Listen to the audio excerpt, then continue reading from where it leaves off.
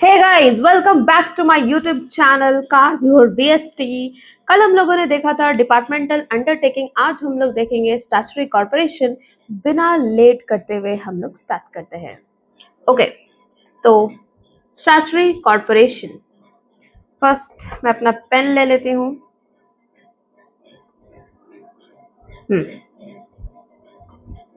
Statutory corporation क्या है? एक ऐसी कॉर्पोरेट बॉडी जो स्पेशल एक्ट के थ्रू बनाई गई है पार्लियामेंट में या फिर स्टेट लेजिस्लेचर में।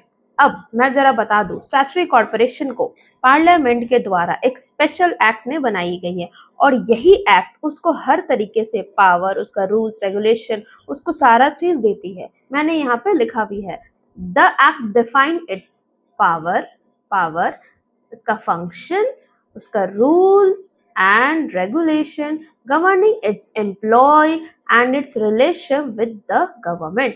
उसको वो एक्ट सारी चीज ही उसके पर्टिकुलर को बताती है कि आपको कैसे कैसे क्या करना है। जैसे स्टैट्यूटरी कॉर्पोरेशन बहुत फेमस है हमारे यहाँ, जैसे कि LIC, जिंदगी के साथ भी जिंदगी के बाद भी, SBI and Indian airlines, that is air India. Okay, next, अच्छे समझने के लिए हम लोग फीचर्स इसका देखते हैं। फर्स्ट फीचर वो हमारा वही हो जाएगा कि it is established by under the special act. ये स्पेशल एक्ट बनाई गई है, किसने बनाया? पार्लियामेंट के थ्रू आया है ये, ठीक है। It is wholly owned by state है, इसको पूरी तरीके से इसको स्टेट ओन करती है। नाउ सेकंड थिंग कि it is a corporate body. ये कॉर्पोरेट बॉडी है which can be sued. Can anyone tell me sued का मतलब क्या होता है? सीव्ड का मतलब होता है कि उसके पास सेपरेट लीगल एग्जिस्टेंस है। सेपरेट लीगल एग्जिस्टेंस मतलब क्या होता है? इट मीन्स कि उसके पास वो पावर है कि वो किसी और कंपनी को अपने नाम के थ्रू वो क्या कर सकती है, वो कंप्लेन कर सकती है, ठीक है। वो बिल्कुल केस फाइल कर सकती है। It is a body corporate, देखिए मैंने यहाँ पे इस पॉइंट में लिखा हुआ भी है। Okay, it is a body corporate which has a separate legal existence independent of the government. Okay, next, this enterprises usually independently finance. It has authority to retain earnings and utilize for its business। Obviously, बिल्कुल ये चीज ऐसा क्यों है? क्योंकि ऐसी type की जितने भी एंटरप्राइजेस है वो अपना फाइनेंस खुद ही मैनेज कर सकती है और जितना भी वो कमाएगी वो खुद उस पे अपने ही बिजनेस पे वो यूज कर सकती है। उसे वापस से गवर्नमेंट को देने का जरूरत नहीं है। जैसे कि हम लोगों ने डिपार्टमेंटल अंडरटेकिंग में देखा था कि जितने भी फंड्स है वो हम लोग का कहाँ से आ रही थी? गवर्नमेंट के थ्रू आ रही थी, गवर्नमेंट के ट्रेजरी से आ रही थी और हमें गवर्नमेंट को जो भी हम लोगों ने उसमें रेवेन्यू कमाया था उसे हमें वापस देना था। बट यहाँ ऐसा नहीं है, हम अपनी फाइनेंस खुद ही यूज कर सकते हैं। खुद ही जो भी हम लोग कमा रहे हैं, जो भी हम लोग कमाएंगे उससे हम लोग अपने बिजनेस में यूज कर सकते हैं।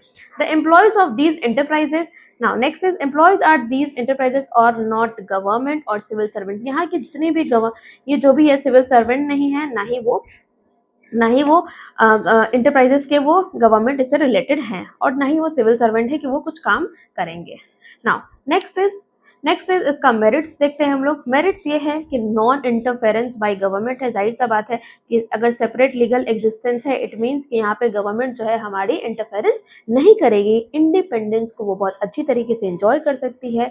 इंडिपेंडेंस एंजॉय करना, इट मीन्स कि आपके पास ऑपरेशनल फ्लेक्सिबिलिटी है, आपके पास बहुत अच्छा फ्लेक्सिबिलिटी, बहुत अच्छा है।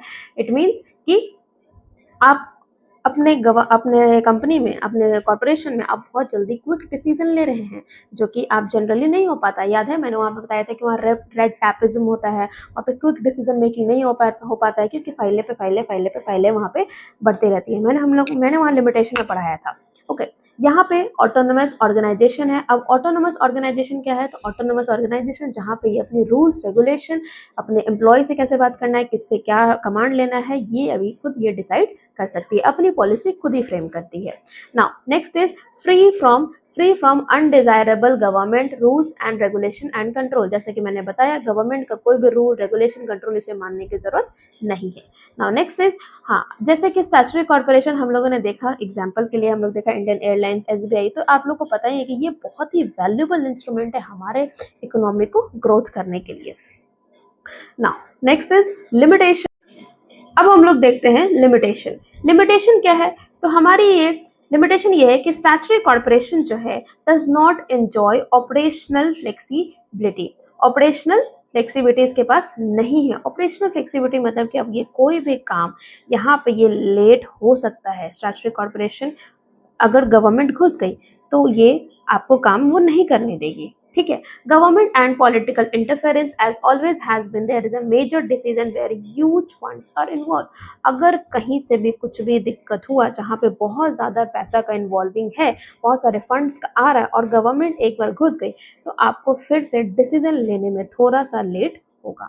नाउ नेक्स्ट इज आगे कि where there is a public rampant corruption exit. जाहिर सा बात है कि अगर गवर्नमेंट स्टैट्यूटरी कॉर्पोरेशन में अगर कहीं से करप्शन आ गई तो फिर ये लिमिटेशन में आ जाएगा। Now next is the government has a practice of appointing advisor to the corporation board। अगर गवर्नमेंट ने यहाँ पे अपॉइंट कर दिया किसे, एडवाइजर को, ताकि वो स्टैट्यूटरी कॉर्पोरेशन को एडवाइस दे सके, तो वो उसकी सारी ही फ्रीडम छीन लेगी, क्योंकि एडवाइजर जैसे ही आएगी कॉर्पोरेशन में वो उसकी फ्रीडम छीन लेगी, वो कोई कॉन्ट्रैक्ट में एंटर नहीं करने देगी, वो कोई नया डिसीजन लेने नहीं दे पाएगी, ठीक है। तो ये भी हमारे लिमिटेशन का ही काम करेगा यहाँ पे, ठीक है ना। अब ये हम लोगों ने बहुत अच्छे तरीके से स्टैट्यूटरी कॉर्पोरेशन खत्म कर लिया। व्हाट इज स्टैट्यूटरी कॉर्पोरेशन, क्या होता है मैंने बताया, क्या होता है उसका मेरिट्स बताया, उसका डिमेरिट्स बताया, उसका फीचर्स भी स्टार्टिंग में बताया, और मैंने ये भी बताया कि डिपार्टमेंटल अंडरटेकिंग से ये कैसे डिफरेंट है, ठीक है। तो thank you so much guys, please like and subscribe. Thank you so much.